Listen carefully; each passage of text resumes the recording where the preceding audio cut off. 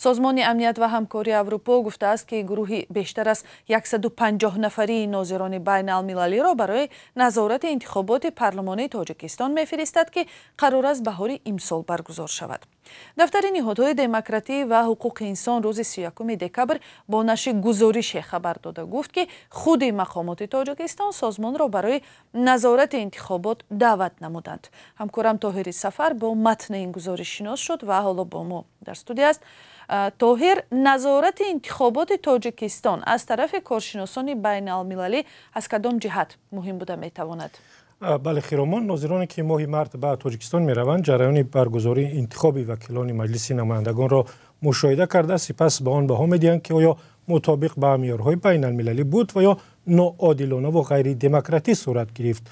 دو کارشناس دفتر نهادهای دموکراتی و حقوق انسان که یک شاخه سازمان امنیت و همکاری اروپا است برای آموزش شرایط و فضای پیش از انتخابات ماه دکبر به تاجیکستان رفتند و با نمایندگان کمیسیون مرکزی انتخابات، احزاب سیاسی، جامعه مدنی و هم دیپلمات‌های خارجی صحبت کردند.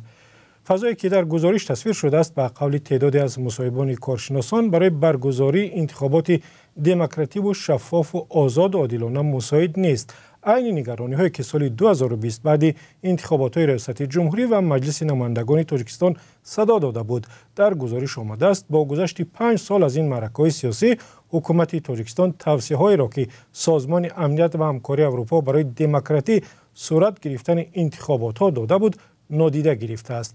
توصیه‌های سازمان از جمله درباره بازنگری قانون‌های انتخاباتی، هماهنگسازی آنها، حقوق نامزدها و رای دهندگان، کفالت آزادی بیان بود که حکومت تاجیکستان ظاهراً اجرای آنها را ناضرور دانسته و کنار گذاشته است. بله.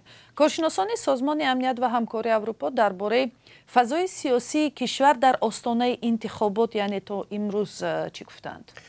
خیرامان، در ارزیابی آمده است بازداشت چندی از افراد شناخته از جمله سید جعفر عثمانزاده رئیس سابق حزب دموکرات، شاکر جان حکیموف معاون رئیس حزب سوسیال دموکرات از منتقدان کم شمار سیاست‌های حکومت به قول مصاحبان کارشناسان سازمان امنیت و همکاری اروپا فضا را برای مباحثه در انتخابات تنگ‌تر می‌کند.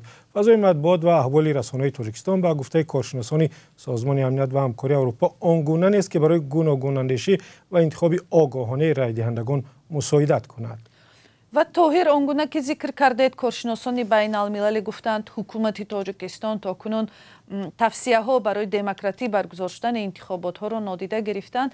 پس شاید کسی بگوید که در این حالت چرا باز هم ناظر میفرستند؟ سوال خوب است خیرامان. این نکته هم ذکر شده است و دفتر نهادهای دموکراتی و حقوق انسان تاکنون 8 انتخابات تاجیکستان را نظارت کرده است و خلاصه ناظرانش هم این بوده است که کارزارهای مهم سیاسی تاجیکستان مطابق با معیارهای بین المللی و دموکراتی و شفاف صورت نگرفتند. با وجود این همه ظاهرا اعضای جامعه شهروندی تاجیکستان گفتند که نظارت انتخابات آینده از طرف کارشناسان بین المللی مهم است، چون آگاهی مردم را درباره اهمیت انتخابات و حضور شهروندان را بالا میبرد. از این رو سازمان امنیت و همکاری اروپا تصمیم گرفته است که 20 ناظری دراز مدت و 150 ناظری کوتاه مدت را فقط برای مشاهده جریان انتخابات به تاجیکستان بفرستد. تشکر. همکارم طاهر سفر درباره ارزیابی کارشناسان بین المللی از فضای سیاسی تاجیکستان در آستانه انتخابات پارلمانی ماه مارس صحبت می‌کرد.